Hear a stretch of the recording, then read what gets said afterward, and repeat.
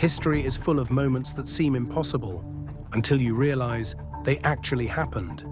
Coincidences that go beyond belief.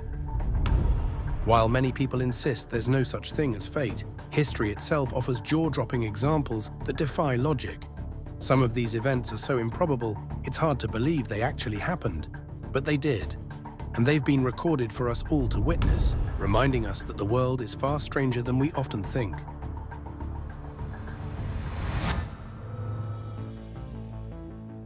In the 1930s, Detroit street cleaner Joseph Figlock was going about his day, sweeping sidewalks like usual.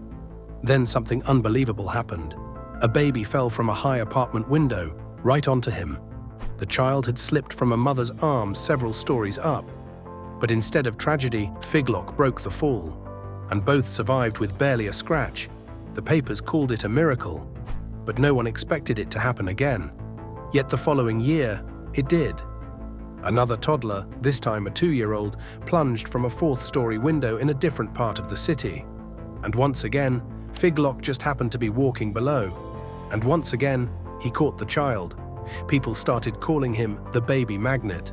Some said it was blind luck. Others, something else, because what are the odds that one man would be in the right place at the exact right moment? Not once, but twice. In 1898, an obscure author named Morgan Robertson published a novel called Futility. It told the story of a massive British ocean liner, the largest of its kind, called the Titan. Described as unsinkable, it had too few lifeboats and carried scores of wealthy passengers across the North Atlantic. Then, tragedy. The Titan strikes an iceberg and sinks. 14 years later, fiction blurred into reality. The RMS Titanic, also hailed as unsinkable, set off on its maiden voyage. It too had too few lifeboats. Its size, structure, and even its name bore uncanny resemblance to Robertson's ship. And just like the Titan, the Titanic hit an iceberg in the North Atlantic and went down. Robertson had once served as a merchant sailor. He understood ship design. He knew maritime routes. Maybe it was educated guesswork, but still, the name, the iceberg, the North Atlantic, the lack of lifeboats, it's hard to ignore just how much Robertson's Titan resembled the real thing. Coincidence? Maybe, but when fiction mirrors reality this closely, it's hard not to wonder. In the 1970s, Anthony Hopkins was cast in a film called The Girl from Petrovka, based on a novel by George Pfeiffer. Wanting to understand the character better, Hopkins searched all over London for a copy of the book. He checked every major bookstore. Nothing.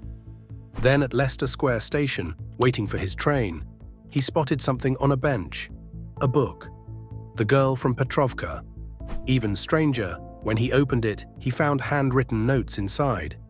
Months later, during filming, Hopkins met the author, George Pfeiffer. Casually, Pfeiffer mentioned that he had once lost his personal annotated copy of the book, somewhere in London. Hopkins handed him the copy he'd found. It was the very same one.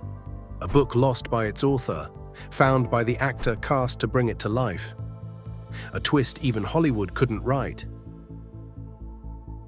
In 1922, British aristocrat Lord Carnarvon helped fund the discovery of one of history's greatest finds, Pharaoh Tutankhamun's tomb. He stood alongside Howard Carter as the seal was broken for the first time in over 3,000 years. Just months later, Carnarvon was dead from an infected mosquito bite.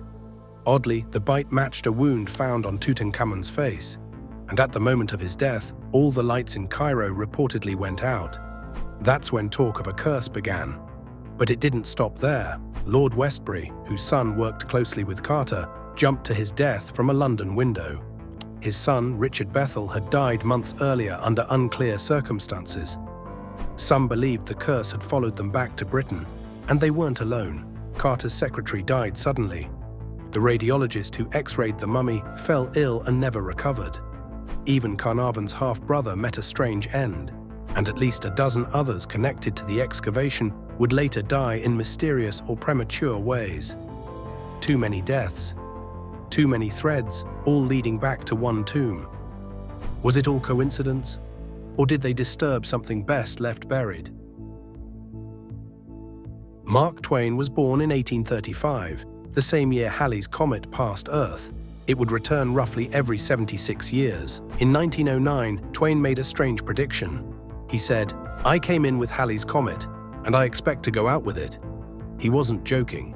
On April 21, 1910, just one day after the comet's closest approach, Mark Twain died, exactly as he said he would.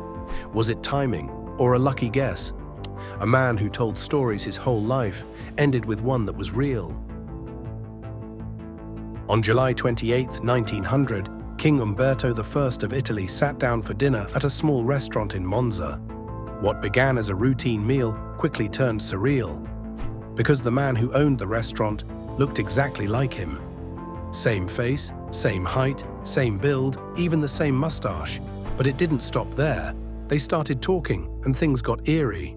Both were named Ombberto, both born on March 14, 1844, in the same Italian town. Both married women named Margherita. And the restaurant? It had opened on the same day Ombberto was crowned king. What are the odds? But the strangest part came the very next day. The restaurant owner was shot and killed in what newspapers called a mysterious accident. Just hours later, King Ombberto was assassinated by an anarchist. Some believe the assassin may have mistaken the restaurant owner for the king, killing the wrong man first. In 2002, on a quiet stretch of Highway 8 in Rahe, Finland, a 70-year-old man was cycling when tragedy struck. A truck driver, unable to see him in time, hit and killed him. A rare and tragic accident. But what happened next was beyond belief. Just 2 hours later, less than 2 kilometers down the same road, another cyclist was killed. Same kind of truck. Same type of accident. And the victim? The first man's identical twin brother. They'd been riding separately, unaware of each other's movements. The two truck drivers, completely unrelated. Even police were stunned. As one officer put it, this is simply a historic coincidence. Some say twins share an unseen bond, a connection science hasn't yet explained. They were born together, died together, and had no idea the other was even nearby. And those were just a few of the strangest coincidences ever recorded. Were they truly random? Or is there something deeper at play? Patterns we haven't figured out yet. Either way, they remind us how unpredictable, eerie, and sometimes even poetic reality can be. If you enjoyed this dive into the unexplained, there's plenty more waiting, because you never know. Your next click might lead to the next strange twist.